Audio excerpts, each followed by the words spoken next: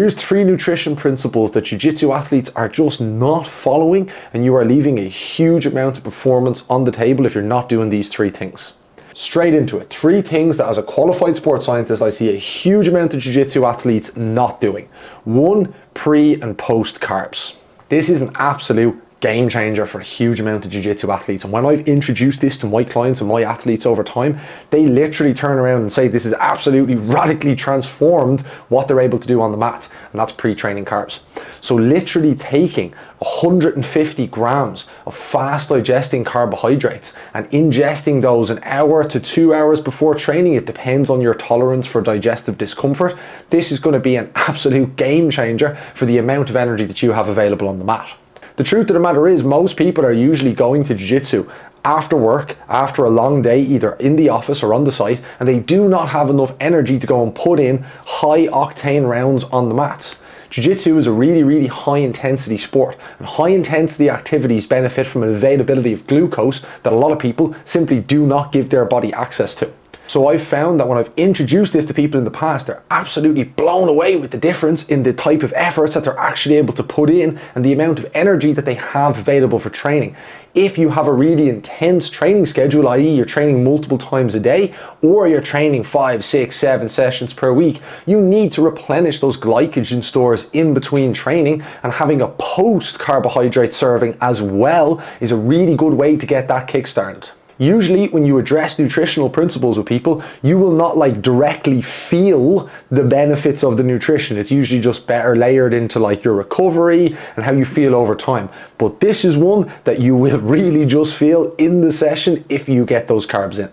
The second thing is just not being adequately hydrated. Jiu-jitsu is an incredibly intense, sweaty sport, and you're more than likely going to lose a huge amount of fluids during these bouts of effort. Most people are chronically dehydrated anyway, and if you have a 1 to 2% fluid loss, you are literally going to experience the same performance and cognitive decline as if you were drunk.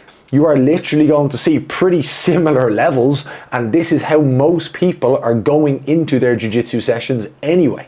Combine that with the really intense exercise that you're going to find in a jiu-jitsu session, and you are further chronically dehydrating yourself. Oftentimes, just being adequately hydrated, enough water and some amount of electrolytes around your training as well, can make an enormous difference to how prepared and recovered you feel and how much intensity and effort you're actually able to put forward then on the mats. So for the average person, you're probably looking at 2 to 3 liters of fluid intake per day if you're an 80, 90 kilo male, for argument's sake.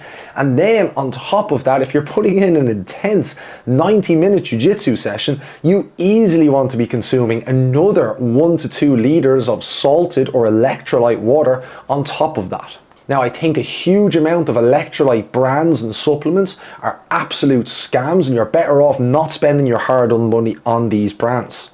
But instead, just taking the cheapest electrolyte supplements that you can find that are still going to take the boxes for potassium, magnesium and chloride, or just adding salt to your water and having a banana, for argument's sake, for your potassium needs on the way to training, that's really going to take a huge amount of these boxes.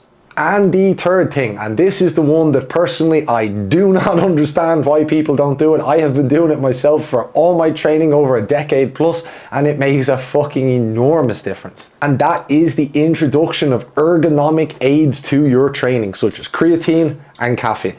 If you are training in the morning, so you're well ahead of that caffeine window, say training at 8, 9, 10, 11, even 12 in the morning, and you are not using caffeine in an effort to supplement your training, you are leaving a huge performance decrement on the table. Similarly, creatine is one of the safest, most well-researched, efficacious supplements that we have available.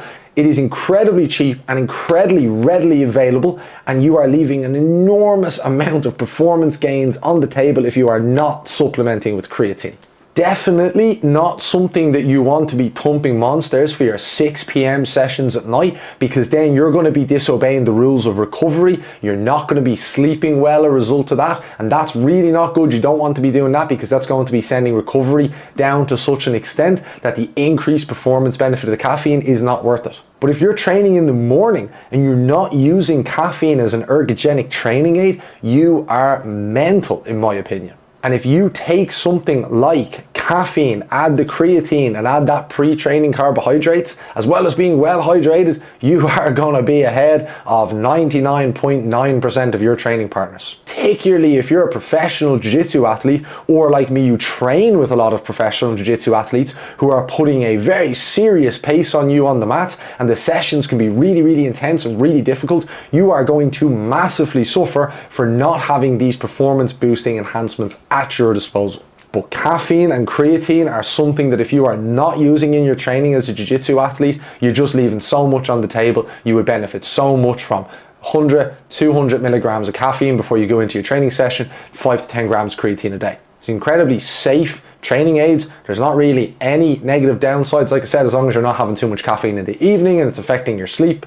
And this is just a very simple way, alongside the carbohydrates, and really putting a couple of cent worth of monetary compensation behind your training, that's going to make a huge, huge difference. So if you're watching this video and you feel like these aren't something that you know, and something that you weren't introduced to in your training, first of all, go do it, and then come back and tell me how well you got on. I guarantee you absolutely blow your mind. And then the other thing is, hit the subscribe below, and I'm going to come at you with more tips like this on jiu-jitsu that you might not have thought about but are really going to help you.